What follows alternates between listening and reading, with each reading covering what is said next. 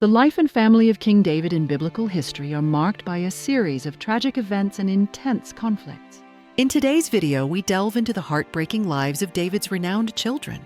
From Amnon's betrayal and hunger for power to Tamar's unbearable suffering.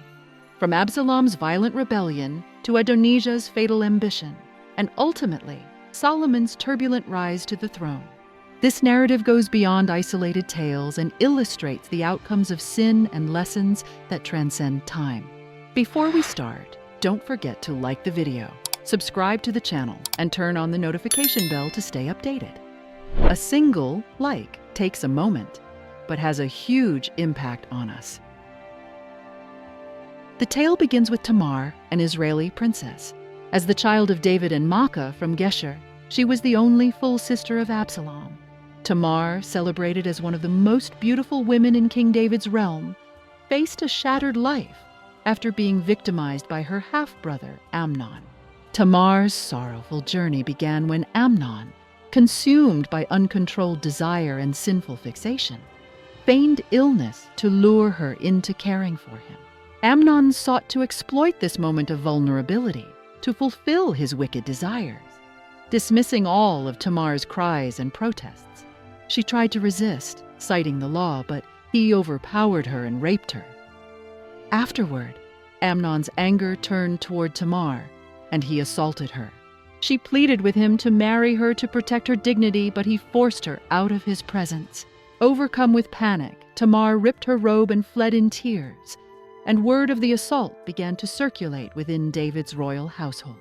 Stricken by pain and humiliation, Tamar, who was devastated both physically and emotionally, bore a deep scar that would never fade. Her agony wasn't just a fleeting moment, but a lifetime of sorrow that tarnished her honor and destiny. Dressed in mourning and desperation, Tamar turned to her brother Absalom for support. But even this did not ease her inner torment.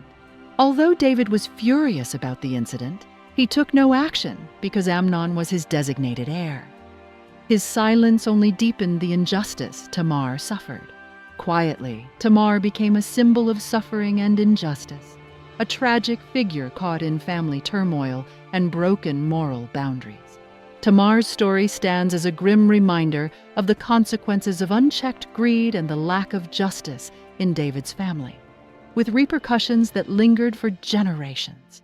When Absalom learned of the horrifying crime against Tamar, he was consumed by fury and grief. He took her into his care, comforted her, and swore to take revenge. The pain Tamar endured, combined with the bitter frustration over King David's silence, fueled Absalom's belief that justice had been ignored, driving him to take action himself.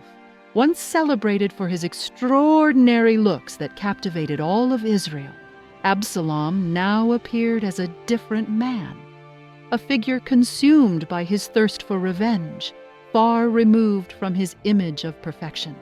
For 2 years, Absalom kept his burning hatred hidden, methodically preparing to make Amnon pay. When the moment arrived, he hosted a lavish banquet at Baal Hazor, inviting his brothers, including Amnon. Beneath the surface of hospitality was his smoldering anger and a carefully laid plan for retribution. The celebration transformed into a bloody spectacle of revenge. Taking advantage of Amnon's unsuspecting state, Absalom instructed his servants to attack, ending Amnon's life with calculated ruthlessness. Afterward, Absalom fled to Geshur, where his grandfather, King Talmai, ruled, leaving behind a devastated family and a palace drenched in sorrow. Amnon's murder severed the brotherly connection and deepened an irreparable rift between David and Absalom, weakening their relationship and overshadowing it with blood and grief. Joab, a steadfast and influential commander in David's court, recognized the king's inner conflict and sought to mend the family strife. To ease David's sorrow, Joab enlisted a wise woman from Koa to tell a story that would resonate with the king.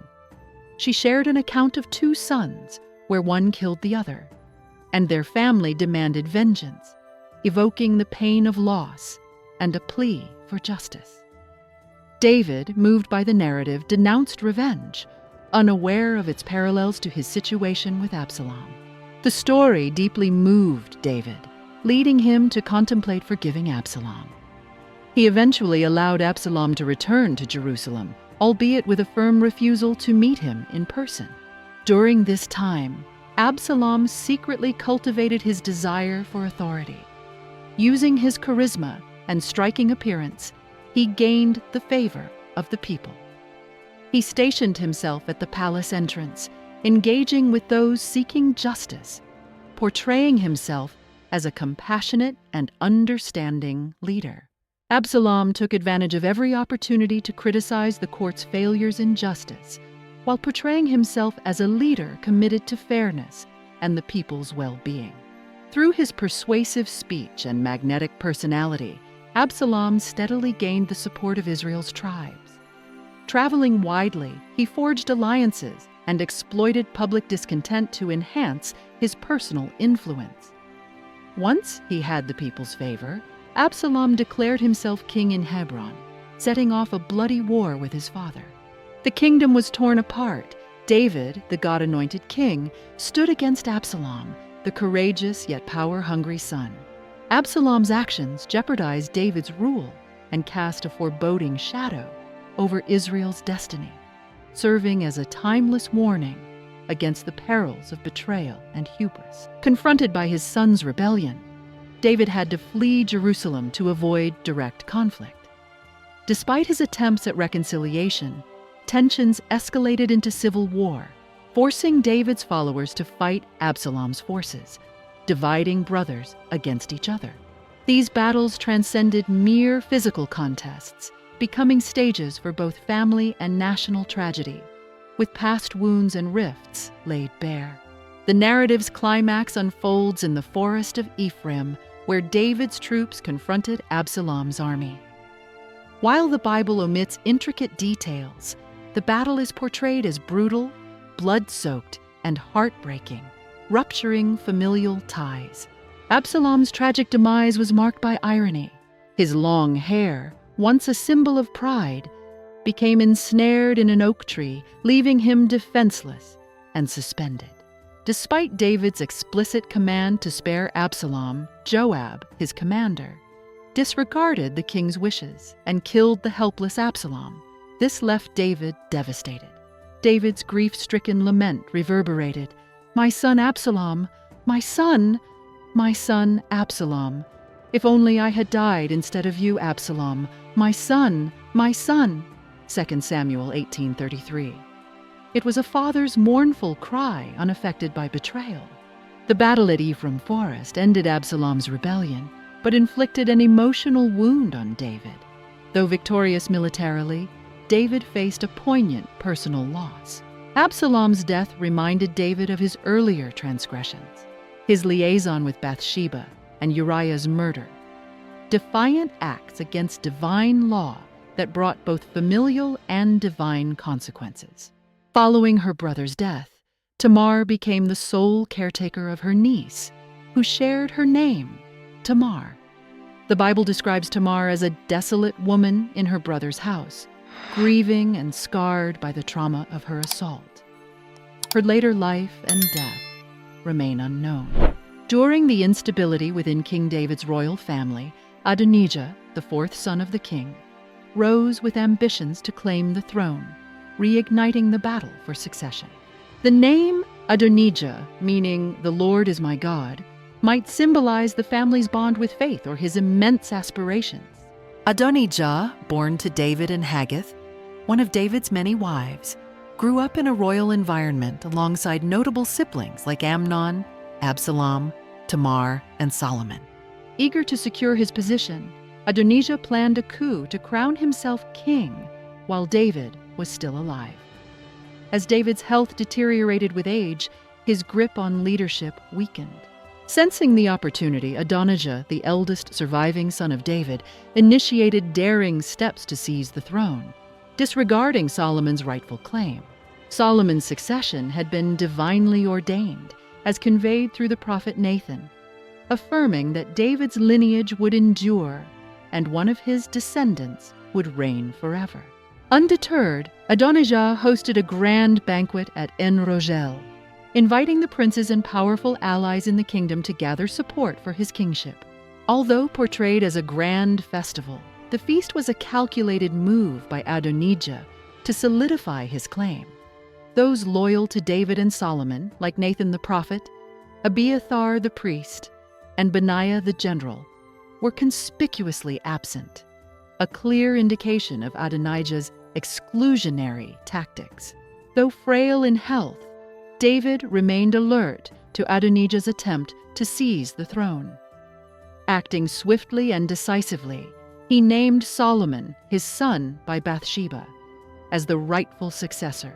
This choice, aligned with God's will, secured the line of succession, but also ignited fresh tensions within the royal family.